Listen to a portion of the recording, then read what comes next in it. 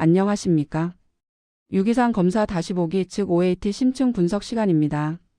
오늘은 피로부산 즉 피로베이트에 대해 완전히 정복해보는 시간을 갖겠습니다. 피로부산 수치가 높다는 것은 단순히 에너지가 부족하다는 신호가 아닙니다. 이는 우리 몸의 대사 과정에 병목 현상이 발생했음을 알리는 중요한 신호입니다. 오늘 이 점을 명확히 이해하시길 바랍니다. 우리가 흔히 하는 오해가 있습니다. 바로 피로부산 수치가 높으면 에너지가 부족하다고 인식하는 것입니다. 이러한 오해는 무분별하게 비타민이나 코엔자임 Q10 같은 보충제를 과도하게 투여하는 잘못된 대처로 이어지곤 합니다. 하지만 이렇게 잘못된 개입은 오히려 우리 몸의 대사 엔진의 과부하를 초래하여 문제를 더 악화시킬 수 있습니다. 그렇다면 피로부산의 진짜 의미는 무엇일까요?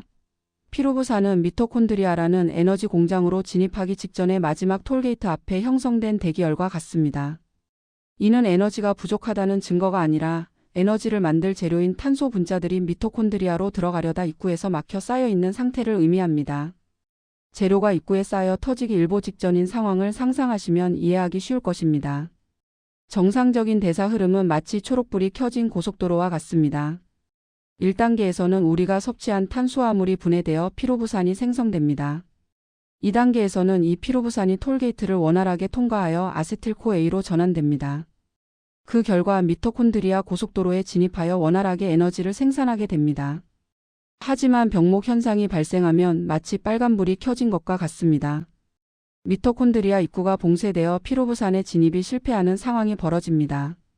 이로 인해 갈 곳을 잃은 탄소 분자들이 젖산이나 알라닌과 같은 우회로로 누수됩니다. 이는 에너지를 만드는 능력이 없는 것이 아니라 처리 용량을 초과하여 대사 흐름이 막힌 상태를 의미합니다. 첫 번째 시나리오는 공급 과잉형입니다. 마치 교통체증과 같죠. 정제탄 수화물의 과도한 섭취, 잦은 간식, 혈당 스파이크 등이 원인이 됩니다. 이는 미토콘드리아가 처리할 수 있는 용량을 초과하는 막대한 양의 재료가 유입되기 때문입니다. 이 경우 시트르산 수치는 정상이거나 약간 상승하는 특징을 보입니다. 이때는 무조건 보충제를 투여하기보다 식단 조절을 우선적으로 고려해야 합니다. 두 번째 시나리오는 입구 봉쇄형으로 가장 흔하게 나타납니다. 산화 스트레스, NAD 고갈 그리고 PDH 요소 억제가 주요 원인입니다. 이 시나리오에서는 피로부산과 젖산이 동반하여 급상승하는 지표를 보입니다.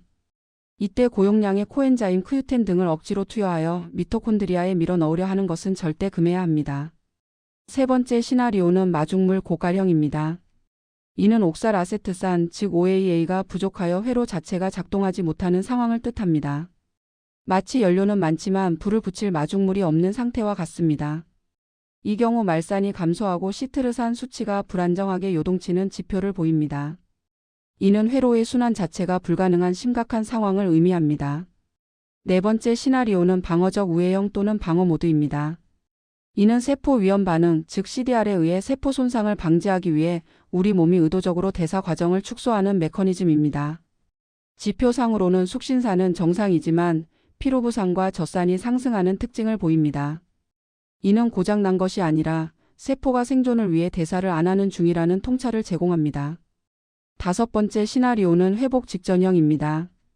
대사 흐름이 재개되면서 일시적으로 피로부산 수치가 튀어오를 수 있습니다.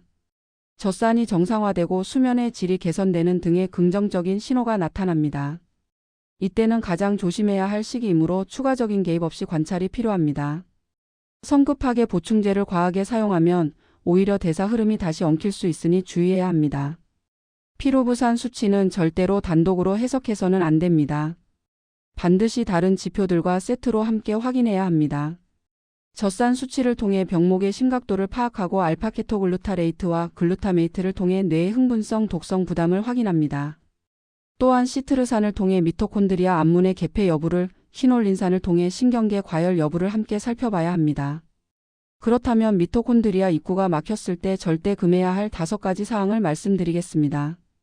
첫째, 무리한 케톤식이나 단식은 대사 스트레스를 가중시킵니다. 둘째, 고용량 코엔자임 Q10은 닫힌 엔진에 과부하를 주고 연쇄 추도를 유발할 수 있습니다. 셋째, 비타민 B군, 특히 B2와 B3의 과다는 NAD와 NADH의 깨진 균형을 악화시킬 수 있습니다. 넷째, 격한 운동은 산화 스트레스를 폭발시킬 수 있습니다. 마지막으로 회복을 방해하는 가장 큰 독소는 바로 조급함입니다. 치료 개입의 적절한 시기, 즉 초록불이 켜지는 시기는 우리 몸이 받아들일 준비가 되었을 때입니다. 젖산 수치가 하향 안정화되고 밤 수면이 깊어지고 통잠을 자며 과민 반응 및 흥분이 눈에 띄게 감소하고 시트르산 수치가 안정화될 때입니다.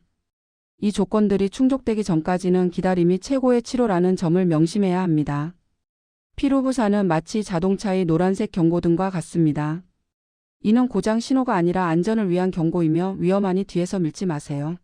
라는 메시지입니다. 지금은 엑셀을 밟아 속도를 낼 때가 아니라 정체가 풀리기를 믿고 기다릴 때입니다. 결론적으로 기다림이 곧 회복입니다. 높은 피로부산 수치는 아이의 몸이 스스로를 지키기 위해 치열하게 애쓰고 있다는 훈장과도 같습니다. 부디 조급함을 버리시고 아이의 몸이 스스로 회복할 수 있도록 조금만 더 믿고 기다려 주시길 바랍니다.